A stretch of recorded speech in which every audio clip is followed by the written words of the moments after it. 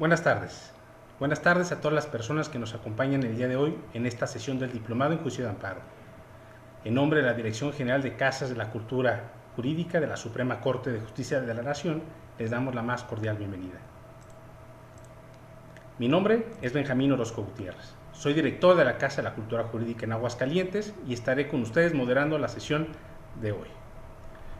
Previo al inicio de mi exposición, hago de su conocimiento que en el chat de esta transmisión se recibirán sus preguntas para el disertante. Además, les recordamos que no es necesario que en este chat acrediten su asistencia, ya que esto lo podrán hacer con posterioridad en la plataforma del diplomado.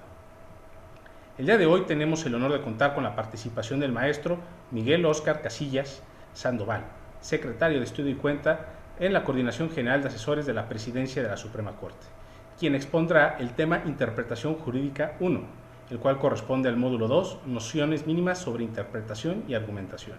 A continuación, me permito dar lectura de su síntesis curricular.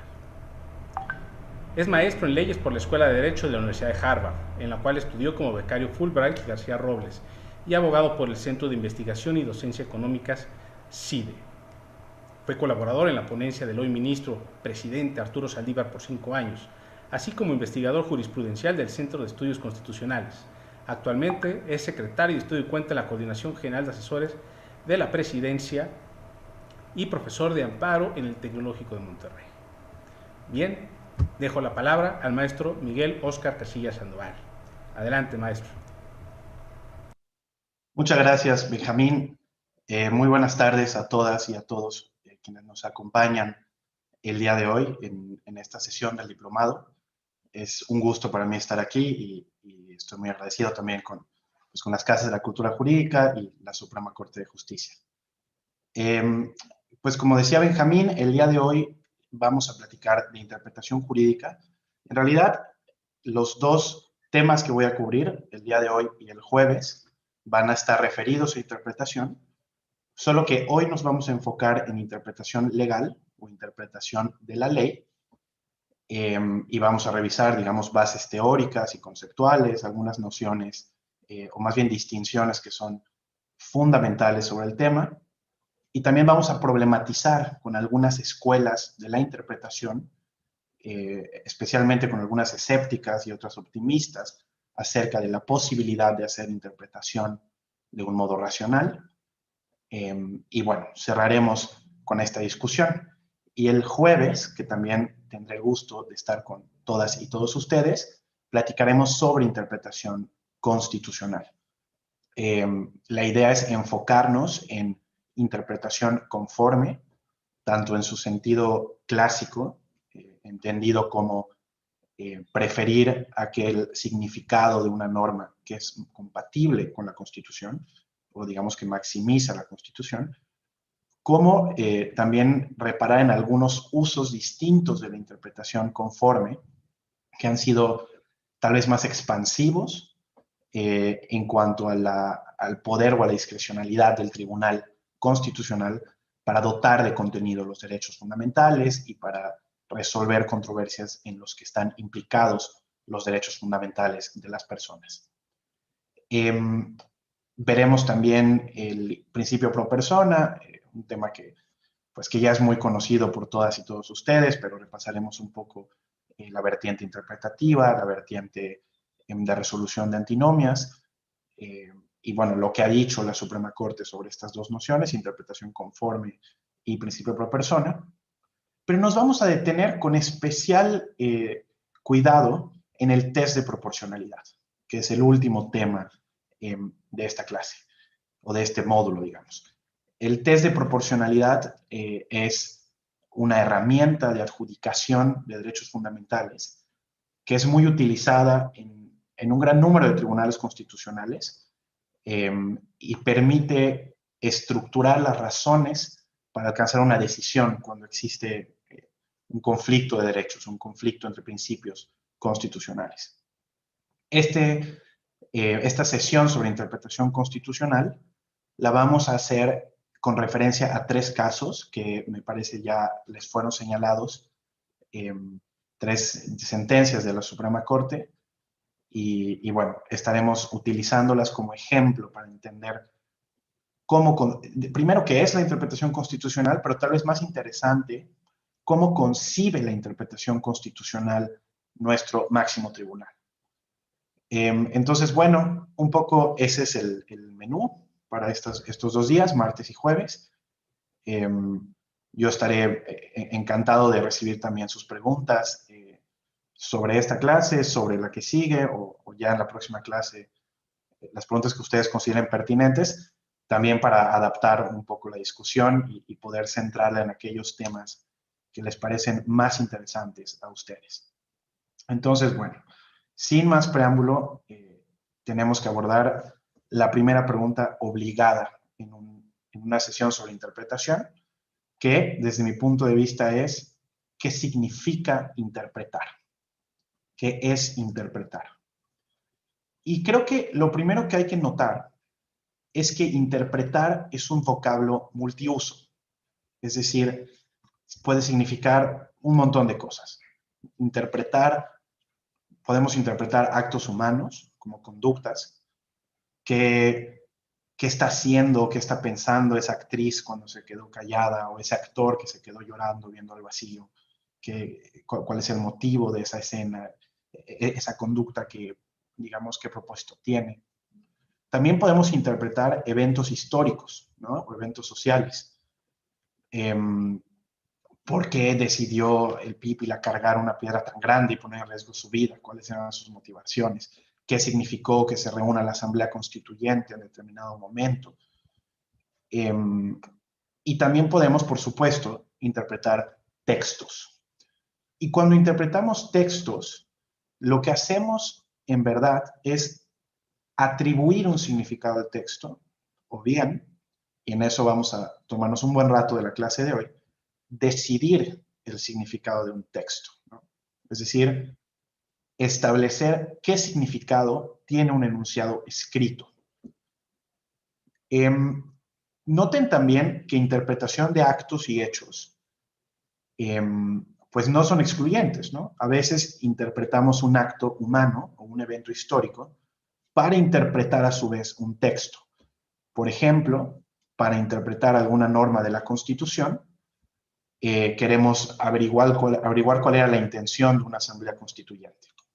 Entonces vamos a interpretar el significado, digamos, de los debates de la asamblea o la discusión que tuvo lugar en ese momento al adoptar una constitución para determinar cómo entender un texto, ¿no? Entonces podemos, digamos, hacer ambas cosas al mismo tiempo. En todo caso, sí existe una distinción teórica entre interpretación en abstracto, centrada en el texto de una formulación jurídica, de un precepto, de un artículo, de una disposición, y la interpretación en concreto, orientada a los hechos, es decir, subsumir un caso concreto en el campo de aplicación de una norma que hemos identificado previamente, ¿no? Y la interpretación en concreto es algo que muchas veces hacen las juezas y jueces, ¿no? Y que de hecho es parte fundamental del trabajo que desarrolla. Aunque observen también que hacen ambas cosas, hacen interpretación en abstracto para determinar las premisas normativas aplicables al caso y posteriormente la interpretación en concreto, ¿no? Aquella orientada a los hechos, ¿no? Ahora, lo cierto es que hablar de la interpretación de un hecho, nos dice Riccardo Guastini, que es un autor de la escuela genovesa al que seguí para preparar esta clase y que, bueno, creo que les señalaron los textos que estaba yo utilizando, nos dice que hablar de interpretación de un hecho puede dar lugar a confusiones, porque realmente los hechos de la realidad social, digamos, no tienen un significado. Más bien, lo que hacemos es conjeturas sobre la explicación de un hecho, los propósitos de un agente, sus consecuencias. Por ejemplo, tantos diputados y diputadas aprobaron tal ley. Por lo tanto, esa ley ahora es derecho positivo vigente. O hacemos, como decía antes, clasificaciones, ¿no? Estos hechos o este conjunto de hechos constituyen homicidio. Pero realmente no desentrañamos el significado de los hechos, ¿no? Podemos decirse aquí con más claridad, podemos decir que en todo caso elegimos el significado de los hechos, ¿no? Sin embargo, como creo que todas y todos ustedes ya anticipan, la interpretación jurídica centralmente, o tal vez mejor generalmente, se trata de interpretación de textos. Y no de cualquier texto, sino de fuentes del derecho, como la Constitución, las leyes, reglamentos, los actos de la autonomía privada, como puede ser un contrato, los actos jurisdiccionales, como una resolución, entre otros, ¿no? Es una actividad que consiste en desentrañar el significado o elegir el significado. Ahora vamos a ir, como decía yo, a esa distinción de un texto o de un conjunto de textos, digamos. Digamos que tenemos claridad sobre esto, pero el primer problema importante con el que nos enfrentamos para entender qué es interpretación es que muchas veces las abogadas y abogados tenemos una confusión sobre cuál es el objeto de la interpretación, es decir, qué es lo que interpretamos. Sí, he dicho que textos, constitución, leyes, pero hablamos de normas, de disposiciones, de preceptos, de manera un poco arbitraria. Y en este sentido, cobra gran relevancia una distinción que es clave para entender la interpretación y que está, yo diría, generalmente aceptada en nuestra cultura jurídica, que es la diferencia entre disposición y norma. Típicamente, cuando hablamos de interpretación, nosotros decimos que estamos interpretando normas, ¿no? ¿Y eso qué significa? ¿No? Eso es un poco la pregunta aquí, ¿no? Lo que ha, digamos, una de las contribuciones más importantes de la escuela genovesa de la interpretación, que es una escuela realista y escéptica, es que es muy importante distinguir entre disposición y norma, porque no son lo mismo.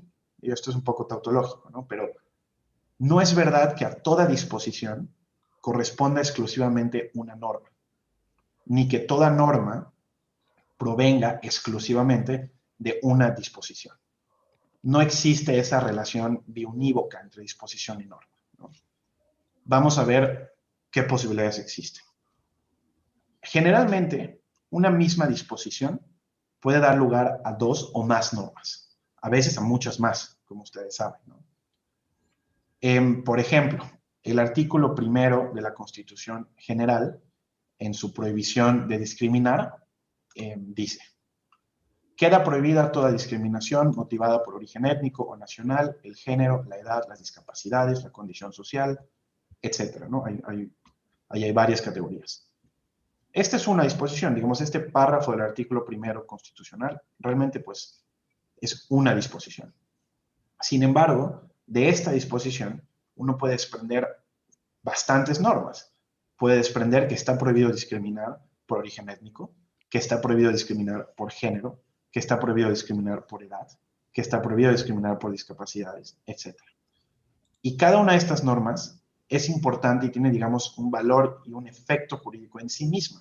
O sea, autónomamente, cuando hablamos de la prohibición de discriminar por razón de género, podemos desarrollar, digamos, estudios larguísimos sobre el tema y podemos discutir muchísimo solamente sobre prohibición de discriminación de género.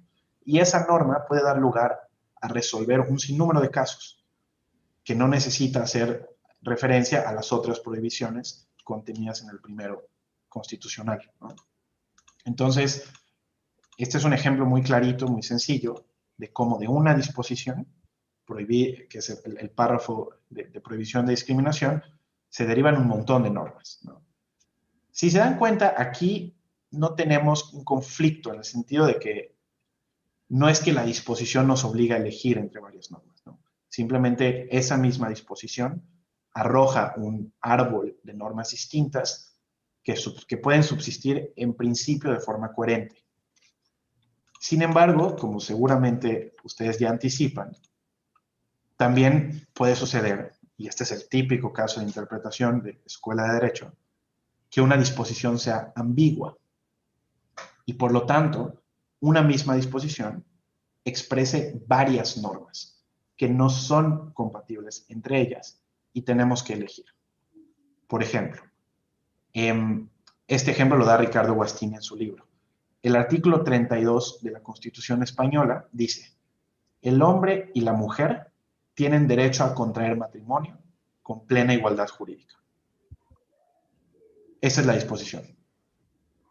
Una primera lectura de esta disposición, y por lo tanto una primera norma que podemos identificar, es pues que el matrimonio es una institución entre un hombre y una mujer, ¿no? Porque dice el hombre y la mujer tienen derecho a contraer matrimonio. Pero si uno se detiene un momento y la vuelve a leer, el hombre y la mujer tienen derecho a contraer matrimonio, podríamos entender más bien que lo que dice es que el hombre tiene derecho al matrimonio con quien quiera, con un hombre o con una mujer, y que la mujer tiene derecho al matrimonio con un hombre y con una mujer. Y que en ese sentido, pues la norma no discrimina por razón de preferencia sexual, ¿no? Esta es una misma disposición que produce dos normas que son, digamos, igualmente posibles. Posibles con referencia a qué, pues en este caso al lenguaje, ¿no? A lo que estamos leyendo. Y bueno, también puede suceder que haya disposiciones que expresan la misma norma, o sea, que sean sinonímicas. Es una disposición que, o más bien son dos disposiciones que básicamente dicen lo mismo, aunque están fraseadas de un modo distinto, ¿no? Por otra parte, y aquí creo que se pone más interesante, una norma, o sea, hemos visto varios ejemplos de cómo de una disposición puede haber varias normas, ¿no? Pero por otra parte, una norma puede ser construida a partir de distintas disposiciones.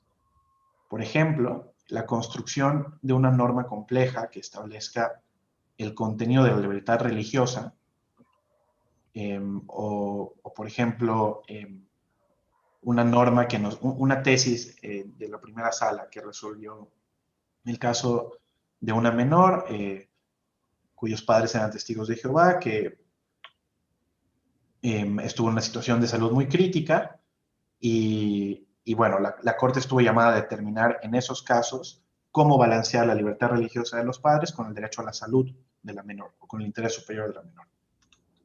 Y para resolver ese caso, la Corte establece una norma, una sola norma compleja que dice, de acuerdo con el interés superior de la menor, en estos casos se tiene que proporcionar el mejor tratamiento médico disponible a la menor, por ejemplo. Y esta norma compleja está construida con base en la interpretación de un montón de disposiciones, de la Constitución General, de la Convención del Pacto de Derechos Civiles y Políticos, de otras, incluso de criterios establecidos por la Corte en otros casos. Entonces, noten cómo es falsa esta relación entre disposición es igual a norma. Es importante distinguirlo y un poco entender que disposición es el texto o el documento normativo, digamos. Las disposiciones las podemos entender como enunciados que formulan normas y que una vez interpretados expresan normas. Y las normas, siguiendo de nuevo a Ricardo Guastini, pues las vamos a entender como el resultado de la interpretación, es decir, como el resultado interpretativo que se hace sobre una disposición o, como decía yo, varias disposiciones, ¿no? Entonces, bueno, esta distinción es clave, es muy importante para la argumentación constitucional, para la interpretación constitucional, tener muy claro que la norma no es el objeto, sino el resultado de la actividad interpretativa, que no son lo mismo, disposición y norma, ¿no? Ahora bien, esta distinción no nos dice todavía qué significa interpretar. Esta distinción lo que nos dice es que cuando interpretamos un objeto llamado disposición, que es el enunciado de una fuente de derecho, y que el resultado de esa actividad va a ser una norma o un conjunto de normas. Pero hasta ahora no sabemos qué significa interpretar bajo esta concepción. Una vez que entendemos clara esta distinción, podemos apreciar la diferencia que hace Guastini entre interpretación como cognición, como una actividad cognitiva, e interpretación como decisión.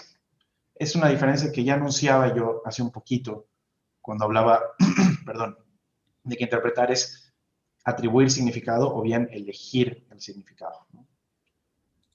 Como actividad cognitiva, interpretar significa simplemente identificar los distintos significados posibles de una disposición, teniendo en cuenta las reglas de la lengua, las distintas técnicas interpretativas que comparte una comunidad interpretativa, por ejemplo, los criterios que ha establecido la Suprema Corte Mexicana para entender alguna norma, la doctrina o lo que ordena la Constitución, ¿no? Pero significa, como actividad cognitiva, interpretar es enumerar los significados posibles, ¿no? Entonces veíamos, por ejemplo, que tratándose de esta norma del matrimonio en la Constitución española, pues interpretar sería únicamente enumerar cuáles son los dos significados posibles como actividad cognitiva, ¿no? Y como actividad decisoria,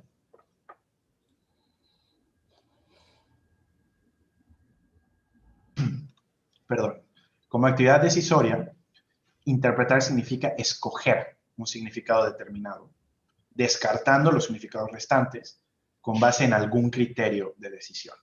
Por ejemplo, lo que ordena la Constitución, el significado que sea más compatible con la Constitución. Entonces, por ejemplo, tratándose de aquella norma de la Constitución española, pues podemos decir que derivado del principio de igualdad y de la prohibición de discriminación, hay que elegir el significado que permita no discriminar por razón de preferencia sexual. Y elegiríamos un significado que acorde con el cual el hombre puede casarse con un hombre y con una mujer, y la mujer con una mujer y con un hombre, ¿no? Pero sí es importante notar que esto no tiene nada que ver con decirnos qué significa. O sea, no tiene nada que ver con vamos a descubrir un significado que ya existe ahí y que, digamos, pues sí, que es preexistente a la actividad interpretativa. Noten cómo en realidad es una actividad decisoria, es una actividad que tiene que ver con la voluntad del operador jurídico, que es quien escoge realmente el significado posible o los significados posibles, ¿no? Hasta aquí hemos dicho entonces que interpretación puede ser una actividad cognitiva o una actividad decisoria, ¿no? Pero también puede ser una actividad creadora. Y aquí hay digamos que hay un límite más o menos transparente entre decisoria y creadora, ¿no? Porque a veces los operadores jurídicos realmente no están escogiendo entre los significados posibles, sino que están asignando un nuevo significado mediante una interpretación creadora. Un significado que no está comprendido dentro de los identificables en el ámbito de la interpretación cognitiva, ¿no? Hay una sentencia que les pedimos revisar para el jueves. Voy a adelantar una cuestión como ejemplo de esto, ¿no? Es el amparo directo en revisión 5373-2014, 5373-2014. En este asunto, la pregunta constitucional que se planteó fue si era violatorio del principio de presunción de inocencia que el artículo 195 del Código Penal Federal permita presumir que la posesión de narcóticos es con fines de comercio, si se detiene al indiciado con determinada cantidad de la sustancia. Déjenme leerles brevemente la porción del artículo que nos interesa. El artículo 195, en aquella porción normativa, dice: cuando el inculpado posea alguno de los narcóticos señalados en la tabla prevista en el artículo X de la Ley General de Salud, en cantidad igual o superior a la que resulte de multiplicar por 1000 las ahí referidas, se presume que la posesión del narcótico tiene como objeto cometer alguna de las conductas previstas en otro artículo del Código. Por ejemplo, comercio. Entonces, lo que hace esta norma básicamente es que le permite al Ministerio Público, si encuentra una cantidad elevada de narcótico en posesión del indiciado, procesarlo o acusarlo no solamente, o más bien no por posesión, sino por comercio. O sea, presumir que esa cantidad de narcótico, sin lugar a dudas, es para comerciar, no puede ser para autoconsumo, ¿no?, personal. Y aquí lo primero que hizo la Corte fue decir, bueno, ¿cómo interpretamos presumir? ¿Cómo es esta presunción? ¿No? Pues es un término ambiguo. Entonces, lo que hace la Corte es enumerar los distintos significados que puede tener presunción con base, en este caso, en la doctrina. Y lo que entendió la Corte es que la presunción podía ser absoluta, relativa o simple. En la práctica, la presunción que operaba era la absoluta. Es decir, si se encontraba la cantidad de narcótico, entonces era posible tener por demostrado el hecho desconocido a partir del hecho conocido, ¿no? Es decir, la finalidad de comercio a partir de la cantidad. Pero la Corte notó que había otros dos entendimientos de presunción. La relativa, que dispensa a una de las partes de probar el hecho desconocido y transfiere la carga de probar lo contrario. Es decir, la presunción relativa lo que haría aquí es, vamos a presumir que tú tienes esa cantidad de narcótico para fines de comercio, salvo que demuestres que no es así. Te permite demostrar lo contrario, ¿no? Y por último, un tercer significado de presunción es la presunción simple, que únicamente permite utilizar el hecho conocido, la posesión de narcótico, como un indicio para demostrar el hecho desconocido. En esa medida, lo que encontró la Corte es, bueno, noten cómo hasta ahora lo único que ha hecho la Corte es decirnos cuáles son los posibles significados de presunción, ¿no? Los significados que puede atribuirse al artículo 195 del Código Penal cuando dice presumir. Pero no ha elegido nada. Entonces, hasta aquí la Corte ha hecho una interpretación cognitiva, ha enumerado los significados, ¿no? Y continúa la Corte diciendo, la única interpretación de presunción que es conforme a la Constitución es la de presunción simple. Porque, en efecto, si elegimos la presunción absoluta, basta con que aprendas al indiciado con la cantidad prevista en el artículo 195 para tener por plenamente probada la finalidad subjetiva del delito, ¿no? Y esto anularía por completo la presunción de inocencia del indiciado, que como todos y todas sabemos es un principio constitucional muy robusto que la Corte ha desarrollado en numerosos precedentes. La presunción relativa, por su parte, pues realmente tampoco es que respete el principio de presunción de inocencia, porque obliga al indiciado a derrotar una presunción de culpabilidad en contra suya. Es decir, todavía le pone una carga al indiciado de acreditar que no es para esa finalidad, que en realidad el narcótico es para consumo propio, por ejemplo, ¿no? Lo que dice la Corte es, estas dos lecturas de presumir o de presunción son contrarias a la presunción de inocencia. Como resultado, debe interpretarse presunción como presunción simple, de modo que el hecho conocido, o sea, la posesión de narcótico por determinada cantidad, solo sirva como un indicio dentro del material probatorio, pero el Ministerio Público sigue obligado a acreditar la finalidad subjetiva del delito.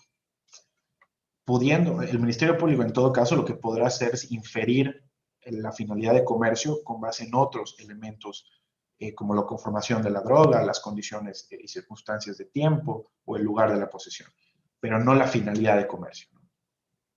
Entonces, noten, aquí termina el ejemplo, noten en este ejemplo cómo la Corte hace primero una interpretación cognitiva, nos dice cuáles son los posibles significados, y posteriormente una interpretación decisoria, en la que, en definitiva, elige el entendimiento o la lectura que maximiza o que respeta o que se compadece de la Constitución. En este caso, del principio de presunción de inocencia. Vamos a ver un segundo ejemplo. El ejemplo del matrimonio igualitario en México, ¿no? También todas y todos conocemos las decisiones de la Suprema Corte en el tema sobre aquellos artículos que establecían que el matrimonio en México era la unión entre un hombre y una mujer para perpetuar la especie y proporcionarse ayuda mutua, ¿no? En este caso, si uno compara la redacción, por ejemplo, del artículo 143 del Código Civil de Oaxaca, El matrimonio es un contrato civil celebrado entre un solo hombre y una sola mujer que se unen para perpetuar la especie. Si uno compara esta redacción con la de la Constitución española que veíamos hace un ratito, pues esta no deja lugar a dudas, ¿no? Pues esta, digamos, es muy clara. El matrimonio es un contrato entre un hombre, pero además dice un solo hombre y una sola mujer que se unen para perpetuar la especie. Esta norma fue del conocimiento de la Suprema Corte en un número de amparos en revisión. En realidad creo que podemos dividir en dos las decisiones de la Corte, pero en las primeras decisiones lo que hacía la Corte era, esta norma es inconstitucional, ¿no? Esta norma no tiene una lectura compatible con el principio de igualdad. Entonces, lo que hizo la Corte fue una interpretación creadora. Es decir, la Corte dijo, ahí donde dice hombre y mujer, se debe entender personas. Y la porción que dice a fin de perpetuar la especie, se debe anular, ¿no? Lo que me interesa más es esta elección de la Corte, de decir, ahí donde dice hombre y mujer, se debe entender personas, para hacer efectivo el principio de igualdad. Aquí realmente no podemos decir que hubo una interpretación cognitiva, o sea, la Corte no nos dijo, no se basó en el significado de hombre y mujer o en el significado de la disposición. Aunque tal vez sí podemos decir que hubo una interpretación decisoria. La Corte eligió un significado, pero noten que no es un significado posible dentro de los significados, digamos, textuales de la disposición. Es un significado que la Corte trae a colación derivado de su interpretación del principio de igualdad. Entonces, en este punto, el ejemplo claramente está en la línea entre interpretación decisoria y creadora, ¿no? Entonces, recapitulando, la interpretación puede ser una actividad cognitiva, decisoria y creadora, ¿no? Y dependiendo de la teoría que uno adopte o de la postura que uno adopte, le puede parecer aceptable una actividad u otra. O sea, uno podría decir, por ejemplo, que solamente es admisible la interpretación que elige dentro de los términos que se pueden derivar del texto de una fuente de derecho. Toda vez que lo demás, digamos, ya el juez está legislando, por ejemplo, ya está trayendo a colación significados que no quiso el legislador. Esa es una posible crítica.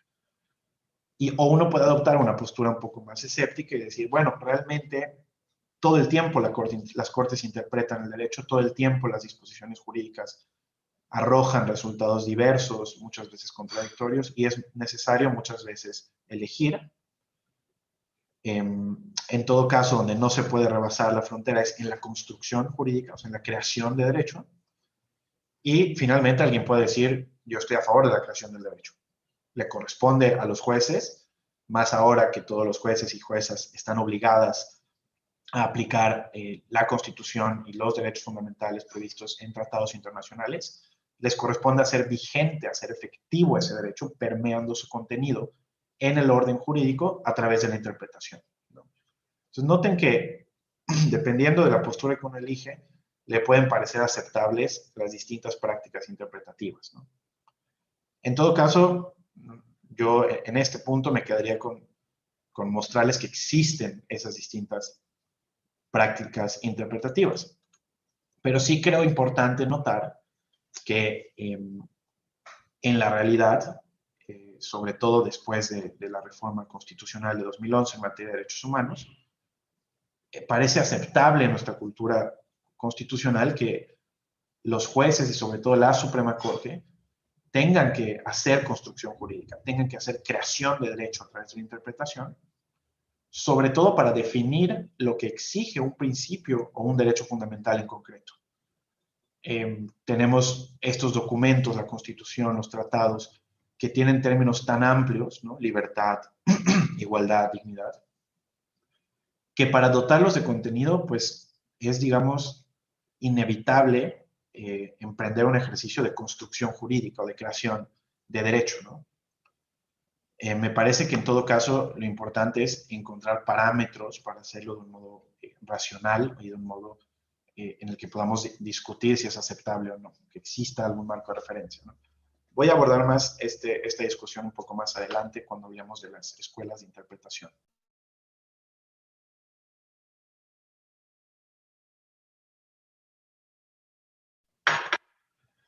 En el sentido que mencionaba, existen muchos ejemplos. Por ejemplo, la tesis, hay varias tesis en este sentido, ¿no? La tesis que emitió la primera sala al resolver el asunto sobre acoso escolar, sobre bullying escolar, es un ejemplo de construcción jurídica para dotar de contenido un principio constitucional, ¿no? La tesis es, digamos, extensa, pero voy a leer nada más la porción normativa que muestra esta construcción jurídica, ¿no? La Corte dice, bullying escolar. Existe un deber de debida diligencia del Estado para proteger y garantizar los derechos de los menores, de acuerdo con el principio de su interés superior, ¿no? Explica en qué consiste este deber y posteriormente dice, el principio del interés superior ordena a todas las autoridades estatales que la protección de los derechos del niño se realice a través de medidas reforzadas o agravadas y que los intereses de los niños sean protegidos con mayor intensidad. Por lo anterior, en los casos en los que el sujeto pasivo de un tipo de violencia sea un menor, el juzgador debe partir de la diligencia del Estado al proteger y garantizar dichos intereses, y partir de que esta diligencia, perdón, debe ser particularmente elevada, tanto por la situación de vulnerabilidad en la que se ubican los menores, como por los efectos devastadores de la violencia y la intimidación sobre un menor de edad, ¿no? Estos deberes que está definiendo la Corte para el Estado y para los jueces y juezas, pues no están definidos como tal en la Constitución. La Constitución habla de que se protegerá el interés superior de la infancia. Entonces, digamos, lo que está haciendo la Corte es explicar o dotar de contenido aquella disposición contenida en la Constitución a través de un ejercicio de creación o de construcción jurídica, ¿no? Es importante tener claro que el hecho de que hablemos de construcción o creación no significa que la Corte no tenga competencia para hacerlo o que sea algo malo, ¿no? Porque yo creo que uno de los legados más importantes de esta distinción entre disposición y norma, de nuevo, es esta idea de que en realidad siempre que los jueces y juezas interpretan, eligen, o casi siempre, ¿no? Entonces, eso por un lado, pero además por otro lado, pues como sabemos, corresponde a la Suprema Corte interpretar la Constitución General de manera terminal, y dentro de esta facultad es generalmente aceptado no solo que puede, sino que es indispensable que dote de contenido los derechos, ¿no? O los principios constitucionales. Y la verdad de las cosas es que este ejercicio creativo o de construcción es algo que la Corte ha hecho en muchísimos temas y que le ha permitido proteger un gran número de derechos, ¿no? El debido proceso, la presunción de inocencia, los derechos de los menores, veíamos ahora, el principio de igualdad, la paridad de género, perdón, la perspectiva de género y la paridad de género, los derechos de personas y comunidades indígenas, la libertad de expresión, la autonomía individual. Todos estos derechos o principios constitucionales no dicen, digamos, no dicen más que están protegidos en la Constitución. Y por lo tanto, toda la jurisprudencia extensa que ha elaborado la Suprema Corte para dotarlos de contenido y para explicar sus parámetros, sus deberes, en qué consisten, es un ejercicio de interpretación creativa o constructiva, ¿no? En ese sentido. Entonces, bueno, aquí lo que yo, digamos, recomendaría es un ejercicio de, primero, sacudirse del dogma de que la interpretación es decir qué es lo que dice la ley, como si la ley dijera algo ahí como antes de que uno lo interprete, ¿no? Como si la ley fuera algo, una cosa esencial, natural, que existe ahí en el mundo y que uno puede conocer objetivamente o científicamente. Y entender que en realidad la ley es un instrumento que debemos interpretar con parámetros racionales, pero que sí permite y en definitiva implica una actividad creativa o creadora por parte de los jueces y juezas, ¿no? Muy especialmente por parte de los tribunales constitucionales, esto es así en México y en todo el mundo, para dotar de contenido y hacer efectivos los principios constitucionales. Ahora, esto no significa que no podamos problematizar o que no podamos criticar o cuestionar el ejercicio de esta facultad, ¿no? Realmente sí podemos insistir en la crítica contra esta facultad, por lo menos en dos sentidos. Primero, a partir de un argumento de racionalidad. Es decir, podemos cuestionar que si es de verdad, que si la ley puede decir lo que quiera uno interpretar de la ley, y si es difícil conocer racionalmente o obtener un resultado objetivo de lo que dicen las disposiciones, pues entonces, digamos, que no nos vendan la interpretación como un ejercicio racional, ¿no? Y un poco la idea aquí sería desnudar cuáles son los propósitos de los jueces, ¿no? Al final, eso que dice la Corte cuando establece tal resolución es ideología, por ejemplo, es una crítica que se solía hacer. No está interpretando, ¿no? Porque no se puede conocer racionalmente lo que dice la ley. Y otra crítica que también me parece, bueno, que me parece creo que más robusta teóricamente,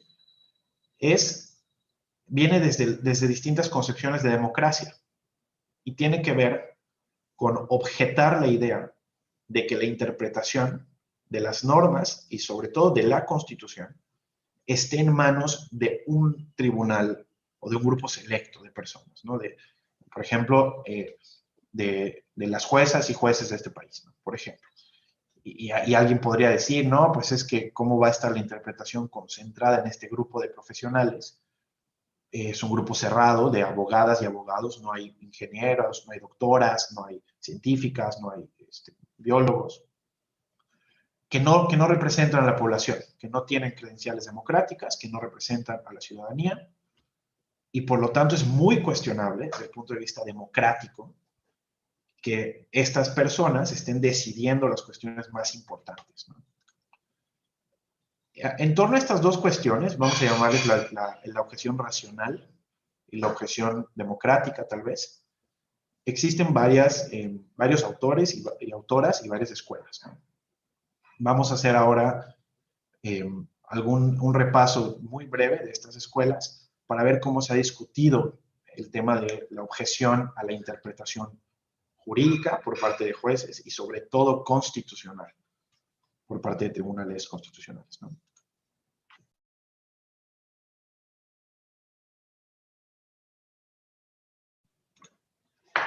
Una primera postura es el formalismo jurídico.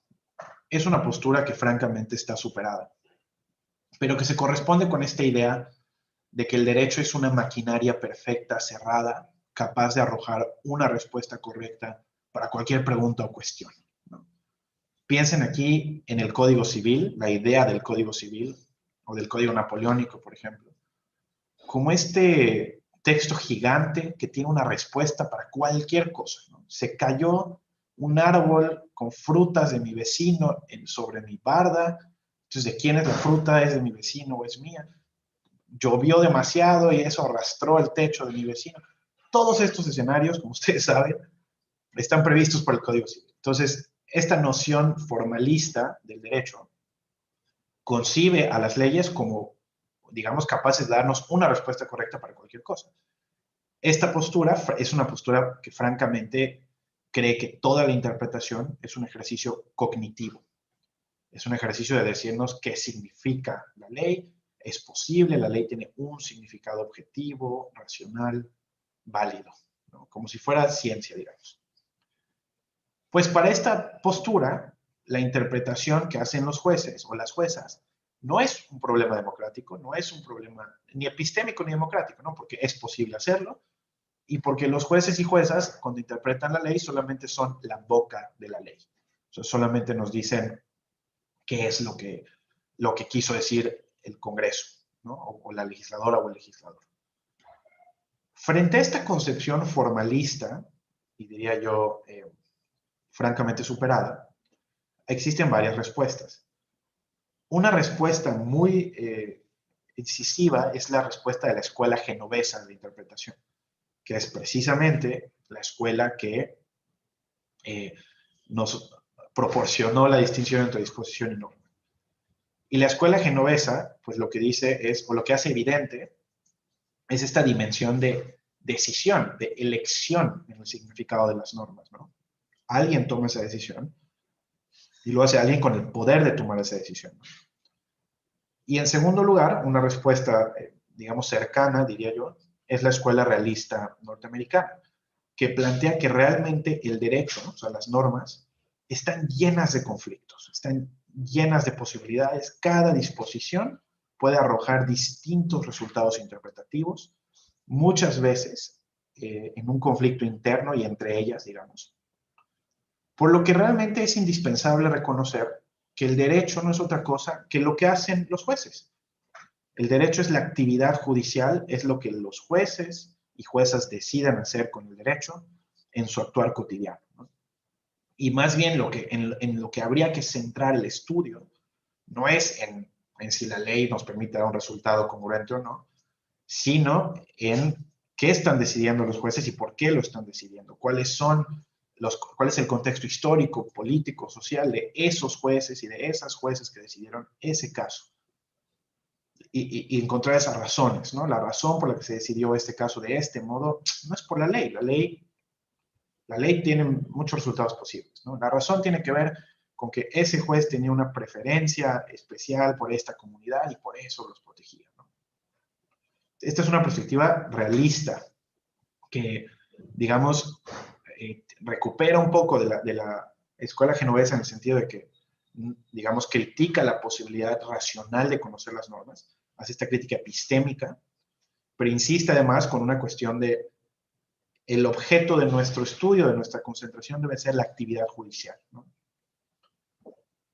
Podemos decir que esta escuela o estas escuelas realistas son escuelas escépticas, ¿no?, sobre la interpretación. No son escuelas optimistas, son escuelas que creen que es una actividad problemática desde el punto de vista epistémico y democrático. Pero también ha habido tremendos autores y autoras en un sentido más bien optimista, en un sentido de, a ver, realismo jurídico, sí hay problemas en interpretación, pero tampoco es que si la Constitución dice está prohibida la esclavitud, se puede entender que está permitida la esclavitud, o que solo está prohibida para ciertos casos, ¿no?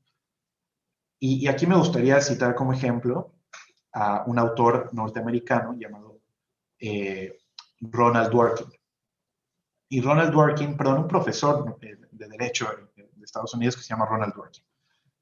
Ronald Dworkin diseña una respuesta idealista contra el realismo jurídico. Lo que dice Dworkin es, o sea, sí es problemática la interpretación, pero si uno trabaja grandes porciones del derecho, si uno agarra segmentos del derecho y los lee con cuidado y trata de buscarles un sentido, digamos, en su mejor luz, decía Dworkin, uno va a poder identificar grandes principios, políticas y propósitos que persigue el derecho. Y estos propósitos o estos principios nos ayudan a interpretar las disposiciones para resolver los conflictos que haya de significado, ¿no? Y poder, digamos, ir eligiendo ciertas interpretaciones hasta alcanzar una respuesta correcta o un par de respuestas correctas, ¿no?, a cualquier cuestión interpretativa, ¿no?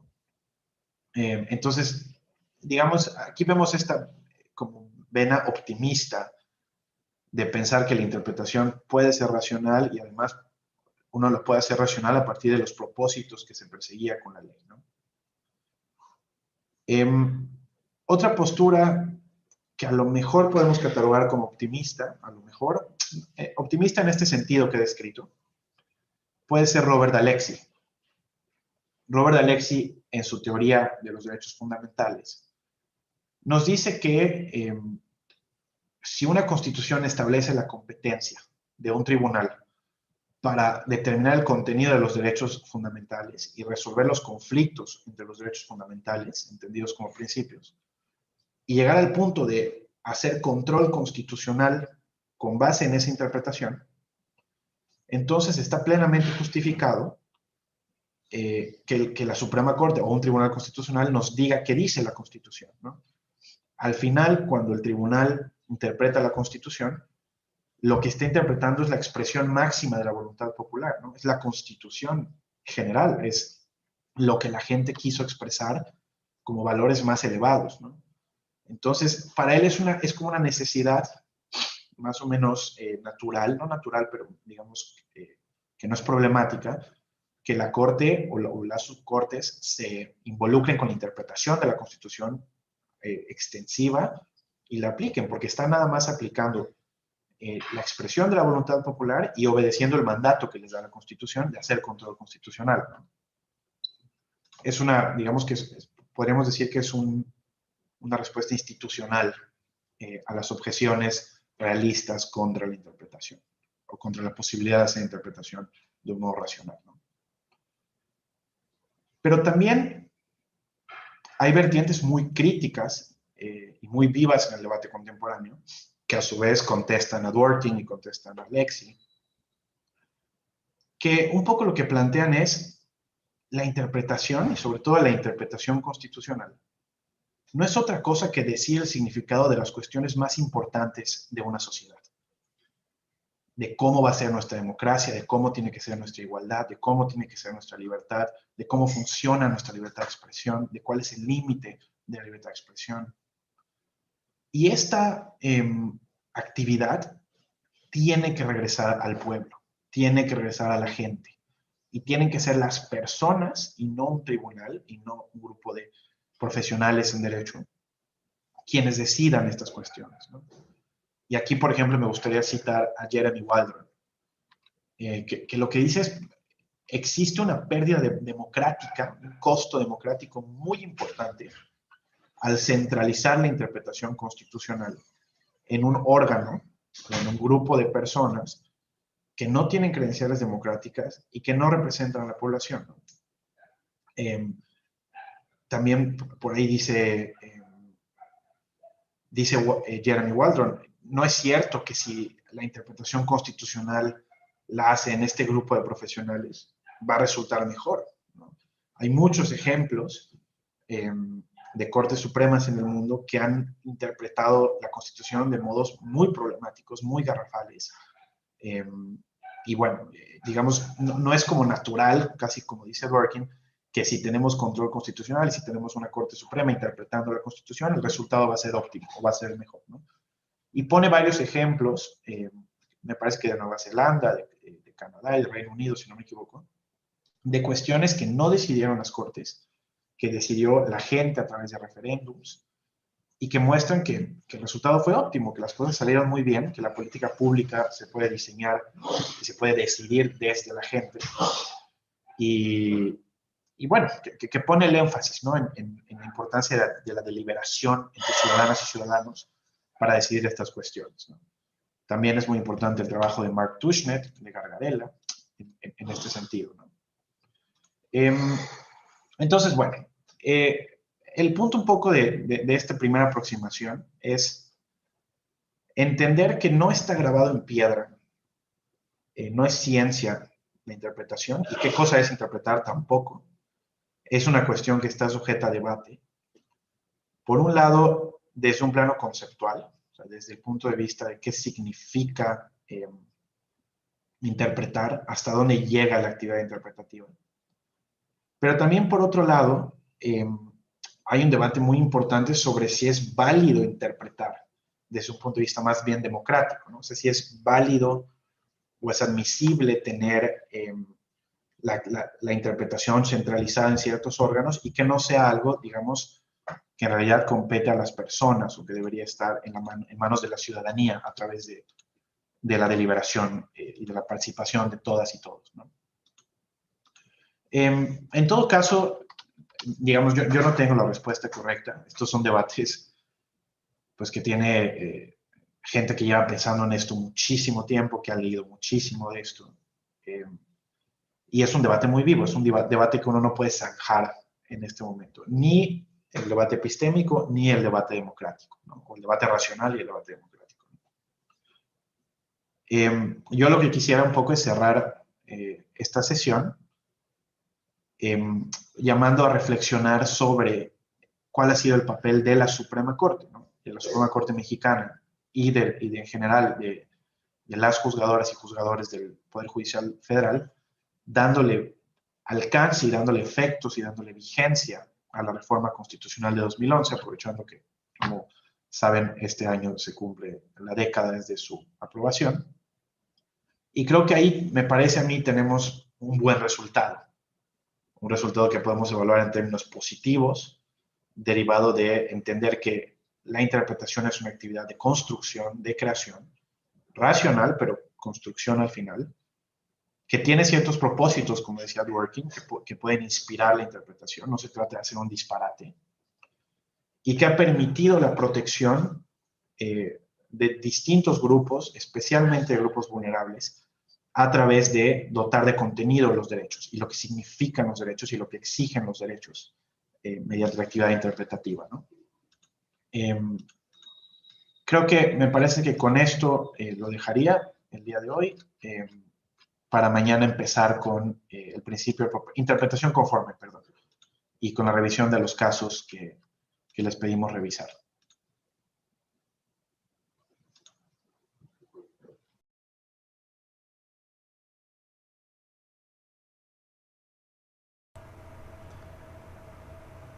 Gracias, gracias maestro por su exposición. Hemos recibido una gran cantidad de preguntas, agradecemos su interés y participación en esta sesión.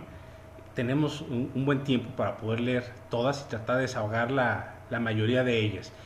Si está usted de acuerdo, maestro, comenzamos con la primera. ¿Podría dar su opinión respecto a si el principio pro homine o pro persona es un criterio de interpretación o de aplicación? Y en su caso, ¿cuál es la diferencia entre ambos? Si te parece bien, Benjamín, podríamos a lo mejor comentar unas 3 preguntas en este caso. O sea, esta y unas 2 adicionales, si te parece bien. Me parece perfecto. Muchas La gracias. segunda que uniríamos, claro, a la primera que acabamos de leer es, en un ejercicio interpretativo, ¿comulgan los dos principios pro persona e interpretación conforme? La tercera pregunta para cerrar esta primera parte de preguntas es la siguiente. Para efectos de amparo, ¿qué debemos de atender prioritariamente? ¿La literalidad de la ley o la interpretación de la ley?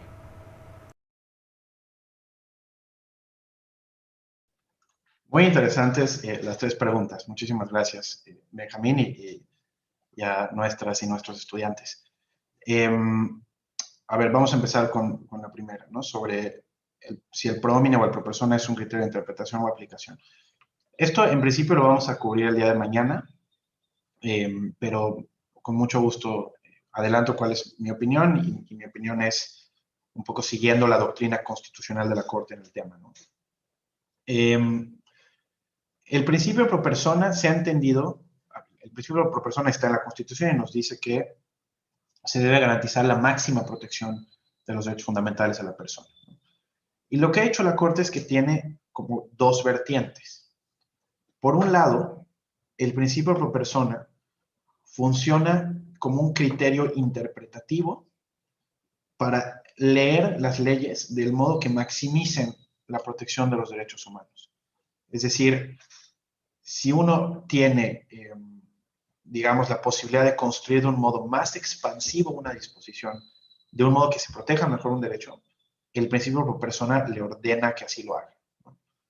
Y a la luz de ese principio como de maximización de derechos fundamentales, la Corte ha construido numerosos principios, ¿no?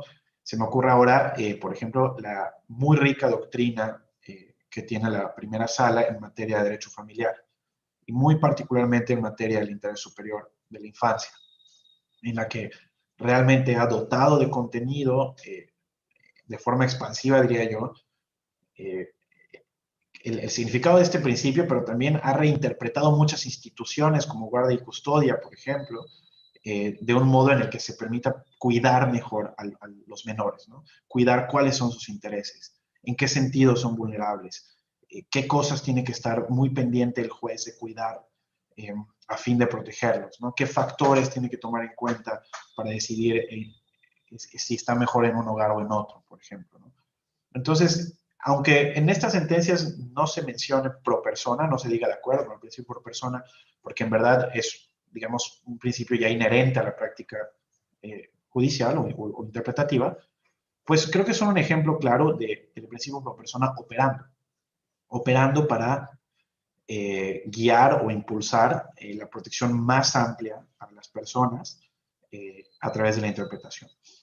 Y luego, otra vertiente es como criterio de resolución de antinomias, o sea, digamos, para elegir entre distintas opciones, ¿no? Y creo que un caso muy clarito de esto, para ya no meter otra sentencia el día de hoy, es justo el caso de presunciones, el ejemplo que veíamos de presunciones, ¿no? En el cual existían 3 posibilidades y la Corte eligió entre las 3 normas posibles, que además eran normas en conflicto entre ellas, es decir, no podías elegir las 3 o 2 de ellas al mismo tiempo, resolver esa decisión eligiendo la más protectora del derecho, ¿no? Que en este caso era la presunción de inocencia.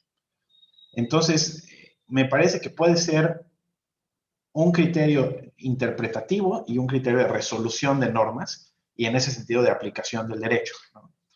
Creo que así contestaría esta pregunta, si es que la entendí correctamente. Luego, la segunda cuestión es si comulgan los principios pro persona o interpretación conforme. También esto es materia de la clase del jueves, pero con mucho gusto puedo adelantar.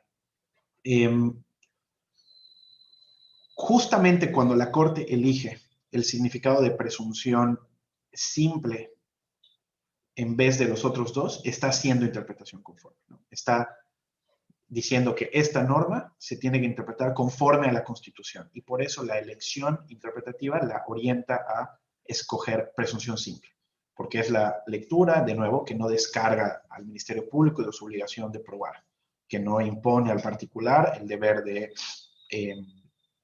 de arrotar una presunción relativa en contra suya de que esa cantidad de narcótico era para fines de comercio, ¿no? Entonces, más que sean principios que operan juntos, yo lo que diría es, en la interpretación conforme uno puede operar el principio pro persona, ¿no? O puede utilizar el principio pro persona en este sentido. También quisiera hacer un comentario sobre esta noción de la interpretación conforme como principio, ¿no? En el expediente Varios 912-2010, la Corte estableció, este es un asunto en el cual la Corte pretendió explicar cuáles eran los efectos de la sentencia de la Corte Interamericana en el caso Radilla para el Poder Judicial.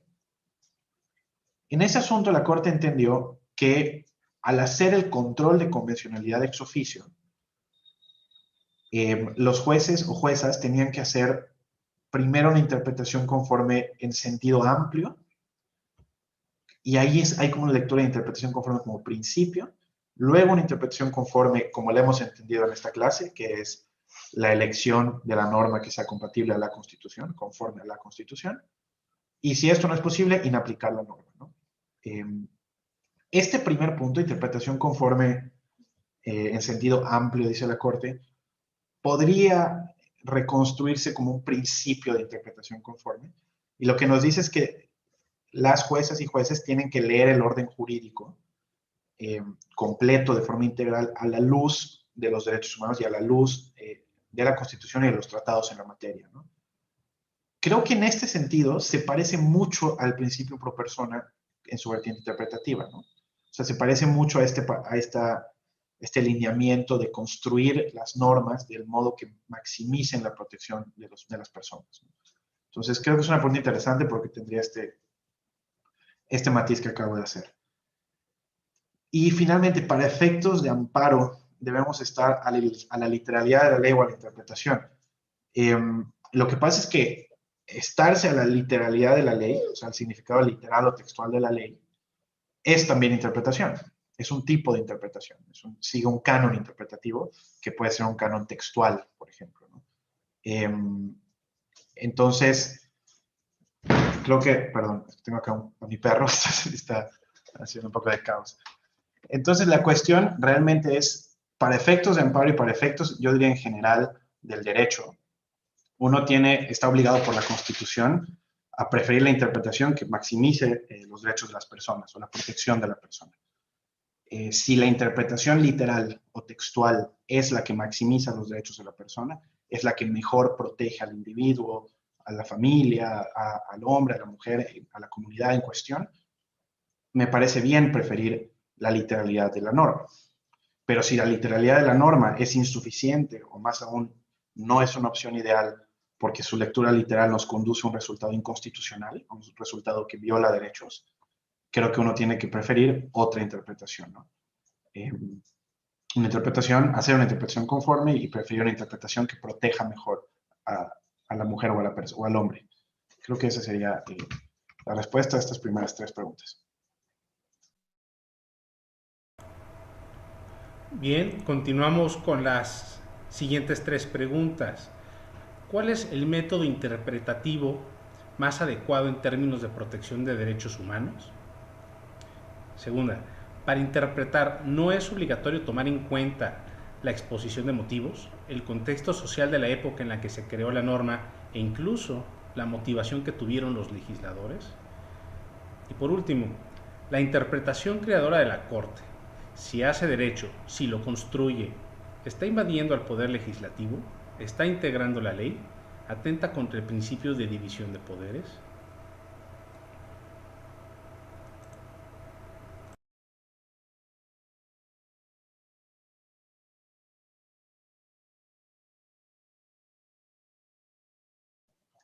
Muchas gracias, Benjamín. Estaba yo apuntando las preguntas. El método más adecuado para proteger derechos. Yo creo que esta pregunta se conecta mucho con el tema con el que vamos a cerrar el día de mañana, que es el test de proporcionalidad, ¿no? A ver, el método interpretativo que mejor protege derechos, yo creo que no hay uno. De nuevo, ¿no? Parecido un poco a lo que platicábamos hace unos minutos. Hay distintos cánones de interpretación, textual, histórico, funcional, teleológico, sistemático, y nosotros, digamos, la Constitución no nos obliga a ninguno de ellos, no nos obliga a preferir uno sobre otro. Uno tiene que pensar en estos cánones de interpretación como herramientas que sirven para, en primer lugar, resolver el problema interpretativo, ¿no? Arrojar una solución, decir qué es lo que dice el derecho en un caso o en una pregunta particular, ¿no? Más bien yo creo que la elección del canon más apropiado o del conjunto de cánones, porque a veces podemos usar los cánones interpretativos para robustecer una interpretación. O sea, podemos decir, mi interpretación es esta y esta se confirma por el canon histórico, el canon teleológico, el canon textualista y te queda un argumento muy robusto, digamos. Creo que de nuevo la elección debe estar orientada por qué lectura de la norma es conforme a la Constitución, qué lectura de la norma protege mejor los derechos fundamentales, ¿no? Esa sería un poco respecto a interpretación. Pero el método más adecuado para resolver problemas entre derechos, o sea, para resolver qué debemos hacer cuando se limita la libertad de expresión para proteger la seguridad nacional, por ejemplo, ¿no? O cuando se prohíbe el uso de algún narcótico para proteger el orden público. ¿Qué tenemos que hacer cuando tenemos este conflicto entre principios o derechos? El método más adecuado, en mi opinión, y creo que en esto hay, digamos, cierta coincidencia en la literatura, por lo menos la que yo he leído, porque obviamente estoy limitado, es el test de proporcionalidad. El test de proporcionalidad es una metodología principalmente dirigida a resolver estos conflictos, en la que les prometo que vamos a detenernos mucho tiempo el jueves, porque es, digamos, el plato fuerte del jueves, pero también es una metodología de interpretación, en el sentido de que te dice, pues tienes primero que interpretar cuál es el derecho fundamental en cuestión y determinar si la medida legislativa viola o incide, perdón, prima facie en ese derecho. Y luego nos muestra cómo ir resolviendo el conflicto interpretativo de ese derecho, ¿no? Entonces, en ese sentido, creo que el método más adecuado para interpretar derechos es el que mejor proteja la Constitución. El método más adecuado para resolver conflictos de derechos, me parece a mí, es el test de proporcionalidad. Aquí dejaría yo esta cuestión. Luego, la segunda pregunta es muy interesante. Tiene que ver con si uno debe considerar el contexto, la exposición de motivos o la intención. Yo creo que sí. O sea, yo creo que es muy importante hacerlo porque, digamos, te puede dar mucha luz sobre cuál es la forma en la que se buscó que operara esta norma. Y eso hace sentido, digamos, como que te muestra por qué se eligió este lenguaje, por qué se eligió este diseño, este criterio. Es algo que hace mucho sentido. Pero lo que sí no diría yo es que hay que quedarnos con eso. O no diría yo que es el canon definitivo o el método definitivo, ¿no? Eh, Existe un debate en Estados Unidos muy importante sobre interpretación, que es un debate muy, muy de Estados Unidos. Seguramente muchas y muchos lo han escuchado, que es entre los originalistas y aquellos que creen como, o que se adscriben a una perspectiva evolucionista del derecho, ¿no?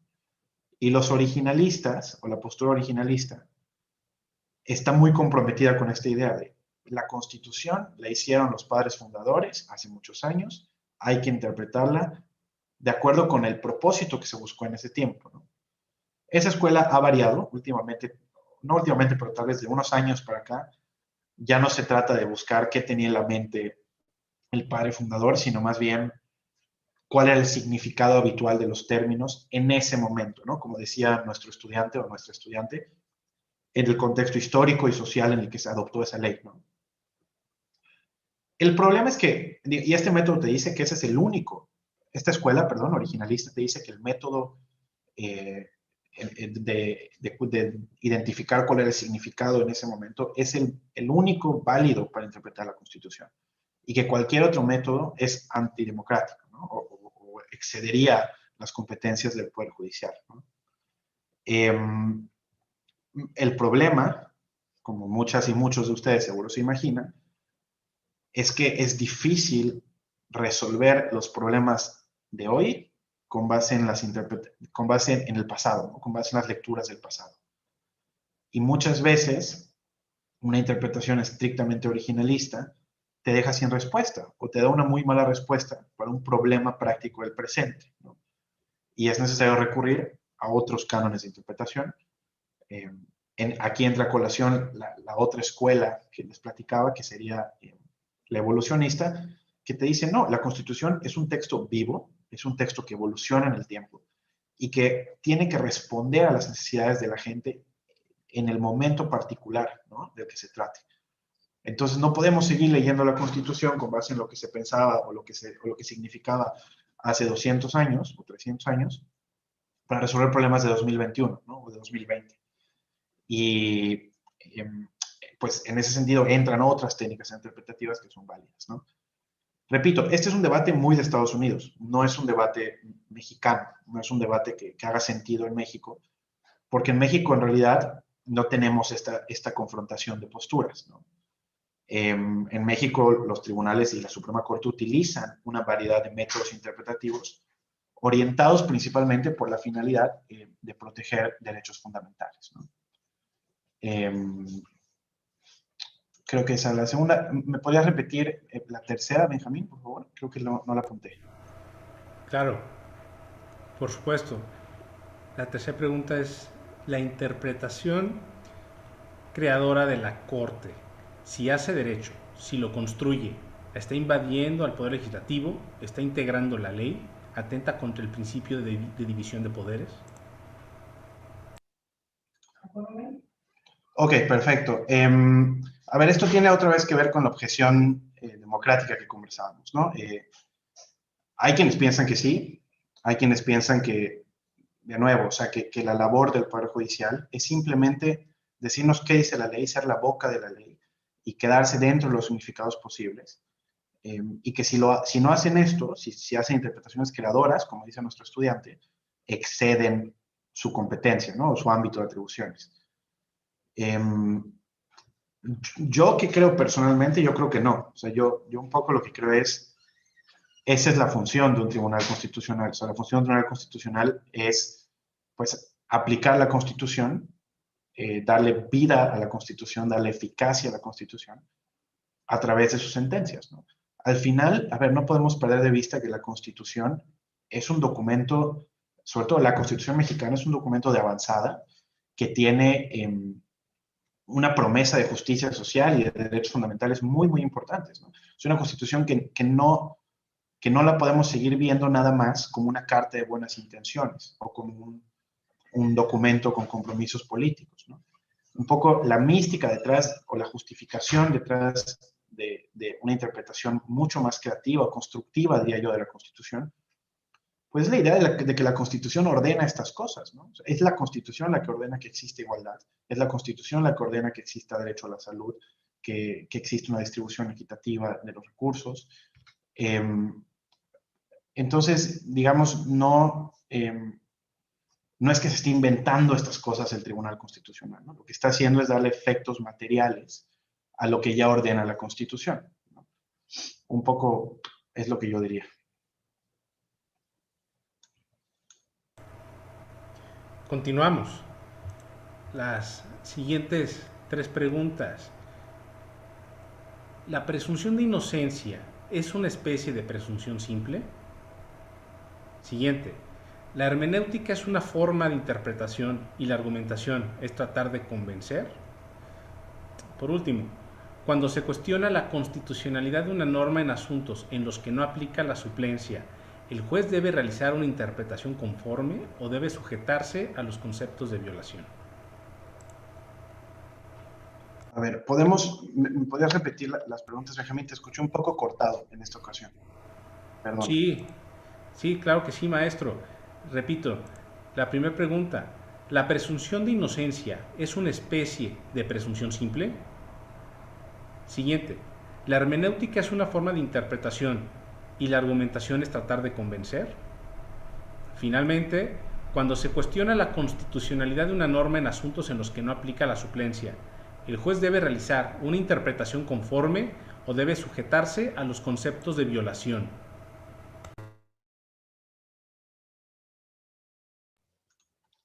Muchísimas gracias, ¿eh? Dame un segundito.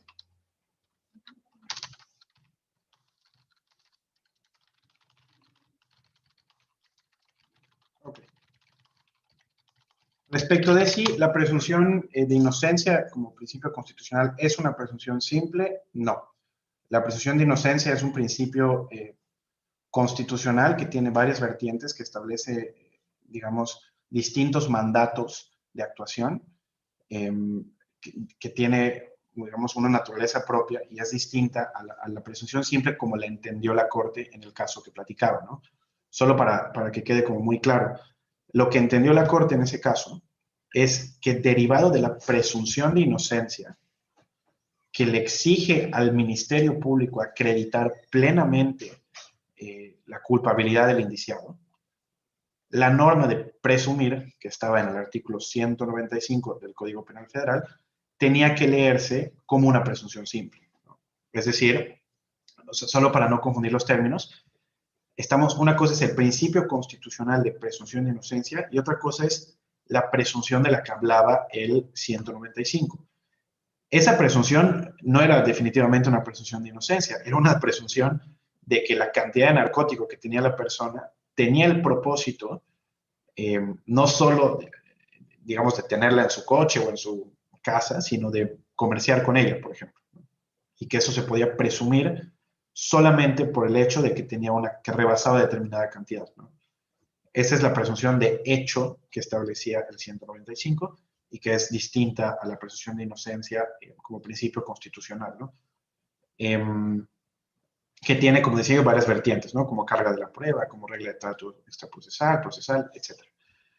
Respecto a la segunda pregunta, sí, la hermenéutica es una forma de interpretación, efectivamente. Sí, yo creo que la argumentación es tratar de convencer, o sea, de persuadir. Creo que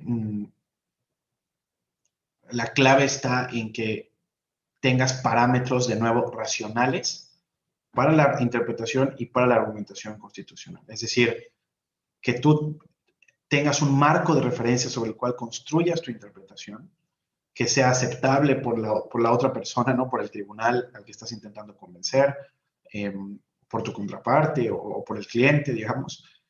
Y lo que es importante es que tengamos un parámetro de racionalidad para decir estas interpretaciones o estas argumentaciones son aceptables, ¿no? Son válidas. Se pueden derivar razonablemente o se justifican a la luz de un principio constitucional o de alguna doctrina. Lo importante es tener como este parámetro de racionalidad, ¿no? Yo creo que en la medida en la que uno muestre de forma más palpable o más evidente este parámetro y construya su interpretación sobre parámetros más sólidos, más claros, más evidentes, la interpretación que uno haga va a ser más persuasiva, ¿no? Me parece que eso es un poco una consecuencia natural de eso. Y respecto a la tercera cuestión, el juez siempre debe hacer una interpretación conforme en los casos en los que no procede la suplencia de la queja. A ver, lo que pasa es que la interpretación conforme significa algo muy específico, o sea, no significa hacer lo que sea que se le pida al juez, ¿no? Entonces, me parece que no podría hacer suplencia y variar los conceptos de violación, por ejemplo, que no fueron planteados, o incluir conceptos que no fueron planteados si no procede la suplencia, haciendo interpretación conforme. La interpretación conforme no tiene que ver con ello, ¿no? La interpretación conforme tiene que ver con qué significado le das a, a la ley, ¿no? O a la disposición que estás interpretando, y elegir aquel significado que sea conforme a la Constitución o a los derechos humanos contenidos en tratados internacionales, ¿no? Entonces, en realidad, la interpretación conforme no interviene en la evaluación de los conceptos de violación que haga una jueza o un juez como tal, ¿no? Claro que si en los conceptos de violación se plantea la interpretación conforme de alguna norma, pues seguramente está obligada o obligado el juez a considerarla. La interpretación conforme, más bien, es una herramienta que utiliza el juez respecto de las normas que aplica, ¿no? Respecto del artículo de la ley que se está impugnando, que se considere que viola algún derecho fundamental, y es ahí donde tiene que hacer la operación de la interpretación conforme, ¿no? Pero no para variar los conceptos de violación. Creo que esto diría respecto a estas preguntas. No sé si tomamos unas últimas tres, Benjamín, o como tú me digas. Claro, claro, maestro. Tenemos preparadas las siguientes tres preguntas. La primera, ¿considera que las leyes en México distan de ser explícitas y claras debido a los criterios interpretativos de los mismos jueces? Por tanto, el sistema debería tener constante actualización. La siguiente, ¿cómo se puede considerar la jurisprudencia? ¿Como disposición o norma? Para concluir, ¿las interpretaciones que hace el Poder Judicial constituyen normas?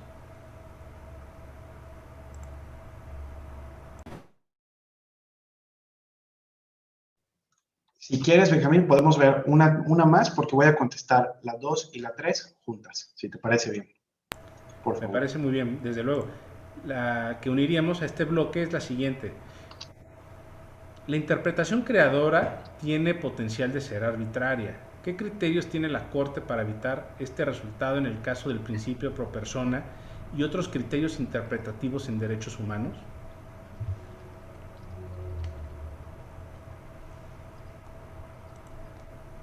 Estupendo. Muy buenas preguntas. Me gustó bastante este conjunto de preguntas. A ver, esta cuestión de si las leyes se deben actualizar de frente a la interpretación que ha hecho el Poder Judicial, sin duda alguna. Y creo que es muy interesante. Por ejemplo, vuelvo al caso del derecho familiar. La Corte, y la primera sala muy especialmente, realmente ha reinterpretado el derecho familiar, ¿no? Por cierto que el Centro de Estudios Constitucionales de la Suprema Corte tiene disponibles cuadernos de jurisprudencia gratuitos para todas las personas, y en el cuaderno, y son por temas, ¿no? Hay de derecho familiar, hay de evidencia científica, hay de adopción, hay de un montón de temas. Que la adopción es parte del derecho familiar, pero amerita un cuaderno propio dada la expansión interpretativa de la Corte, ¿no?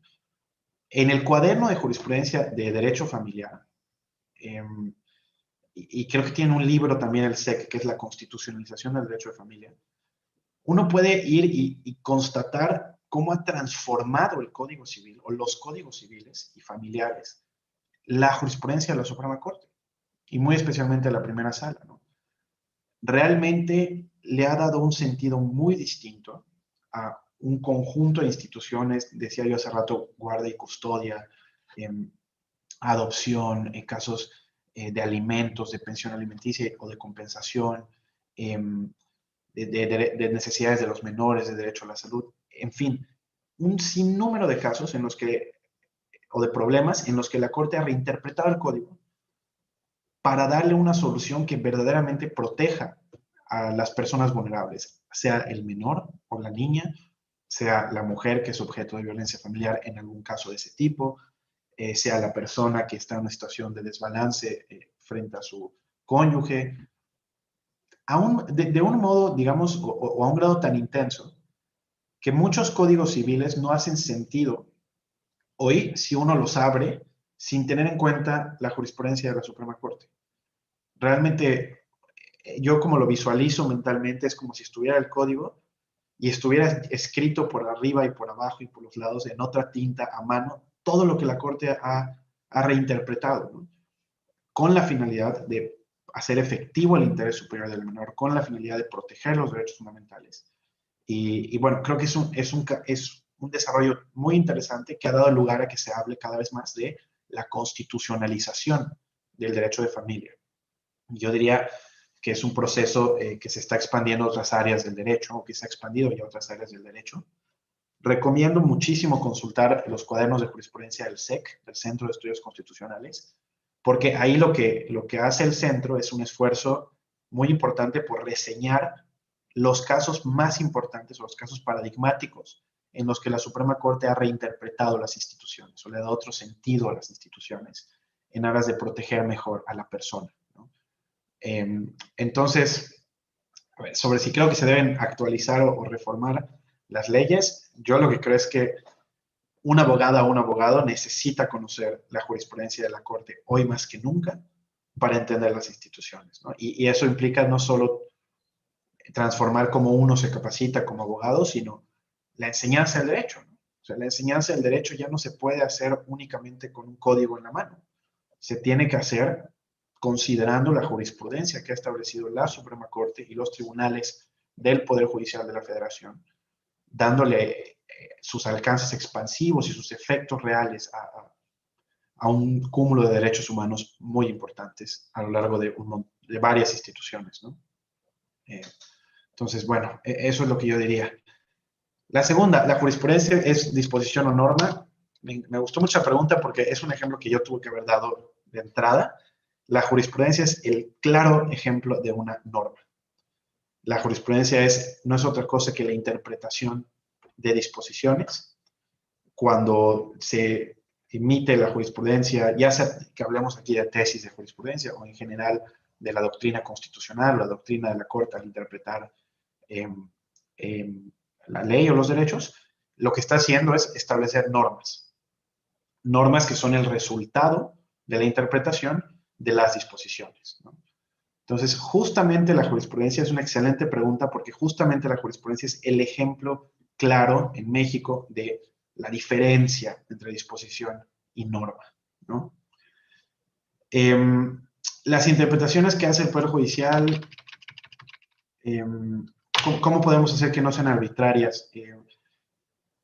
Yo lo que pienso es, o sea, lo que vemos en la práctica interpretativa del Poder Judicial es este uso, digamos, integral de herramientas interpretativas, o sea, de cánones de interpretación, textual, funcional, sistemático, muchas veces teleológico, también histórico, y vemos también el uso cada vez más de las herramientas que son ahora obligatorias derivado de la reforma, ¿no? El principio pro persona, la interpretación conforme y en algunos casos también el control de convencionalidad, ¿no? Entonces, sí existe en la jurisprudencia de la Suprema Corte y del Poder Judicial de la Federación un conjunto de herramientas interpretativas que operan, digamos, de manera, o sea, digamos, de manera conjunta para ofrecer resultados interpretativos racionales, ¿no? Creo que un énfasis muy claro en la interpretación de la Corte, sobre todo de la décima época, tiene que ver con hacer efectiva la Constitución o hacer efectivo lo que ordena la Constitución. Y muchas veces, por ejemplo, ahí lo que se hace es, como ya el parámetro no solo son los derechos de la Constitución, sino también los tratados internacionales, pues es acudir a cómo interpretado, por ejemplo, la Corte Interamericana de Derechos Humanos, la Convención Americana sobre Derechos Humanos, ¿no? O sea, cuáles son las interpretaciones que ha hecho la Corte Interamericana de derechos fundamentales y que al final la Corte Interamericana pues es el órgano autorizado como terminal, o más bien el autorizado para interpretar la convención, ¿no? Muchas veces también lo que vemos en la práctica es que se utiliza trabajo parlamentario, que se utilizan observaciones internacionales también sobre cómo deben aplicarse ciertos derechos.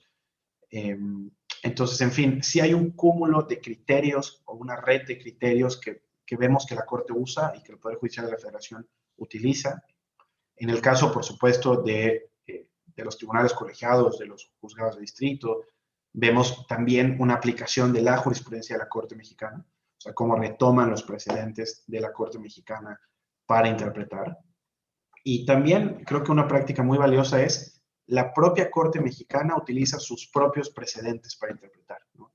Esa es una práctica que es, digamos, muy importante porque permite ir hilando una serie de historias, una serie de normas de manera coherente para ofrecer una jurisprudencia consistente para resolver los casos, ¿no? El precedente cumple una función fundamental para limitar la interpretación, para decirnos cómo entender las normas, y la Corte cada vez más ha caminado en esa dirección, ¿no? Y ya, creo que eso es lo que diría.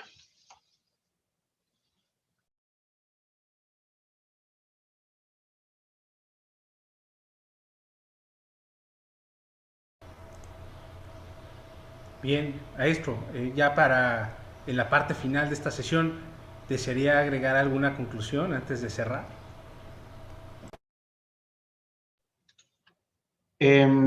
No. Creo que la conclusión un poco ya la he dado anteriormente. Lo que pediría es a nuestros estudiantes poner mucho énfasis en las sentencias que van a leer para el jueves, pues en esta construcción argumentativa que hace la Corte, ¿no? Digamos, siempre pensar, a ver, ¿en qué medida se está nada más dotando de significado la ley o una disposición? ¿Y en qué medida se está haciendo un ejercicio constructivo a partir de otras herramientas para darle sentido a la norma o a la institución que está interpretando, ¿no? O sea, poner ese ojo clínico en el ejercicio interpretativo en las sentencias que vamos a revisar el próximo jueves. Creo que eso es lo único que diría. Muchas gracias, maestro. En nombre de la Dirección General de Casas de la Cultura Jurídica de la Suprema Corte de Justicia de la Nación, agradecemos la invaluable participación del maestro Miguel Óscar Casillas Sandoval. De igual forma, les reiteramos que las sentencias a las que ha hecho referencia el maestro las pueden consultar en la página, en el sitio web de la Suprema Corte, www.supremacorte.gov.mx, y si requieren orientación pueden comunicarse vía correo electrónico con los módulos de información y acceso a la justicia de cada una de las casas de la cultura jurídica de su localidad, o bien los módulos que están también en Ciudad de México. Estoy seguro de que la exposición que presenciamos permite a la comunidad jurídica aproximarnos a un mayor conocimiento de la labor de interpretación jurisdiccional de la Suprema Corte de Justicia de la Nación y del juicio de amparo como medio de control constitucional y convencional para la salvaguarda de los derechos humanos. La siguiente sesión del diplomado en juicio de amparo, les recuerdo, se llevará el próximo jueves 25 de febrero a las 5 de la tarde, tiempo del centro de México, en la cual contaremos nuevamente con la presencia del maestro Miguel Óscar Casillas Sandoval, quien expondrá la clase Interpretación Jurídica 2, continuación de la sesión que estamos cerrando, y además con esta sesión concluirá el segundo módulo de nuestro programa. Antes de despedirnos, también les quiero recordar que el jueves 4 de marzo es el último día para registrar asistencia de las sesiones de los módulos 1 y 2. Recuerden que la asistencia se registra directamente en la plataforma, no en el chat. Ahí ese mecanismo ha sido específicamente para preguntas. Si no lo han hecho en la plataforma, las exhortamos a que ingresen con sus perfiles y registren su asistencia. Es muy importante que también puedan contestar la evaluación de los disertantes de estos módulos, para que a partir del viernes 5 al jueves 11 de marzo de 2021 puedan realizar en línea el examen de ambos módulos a través de la plataforma del diplomado.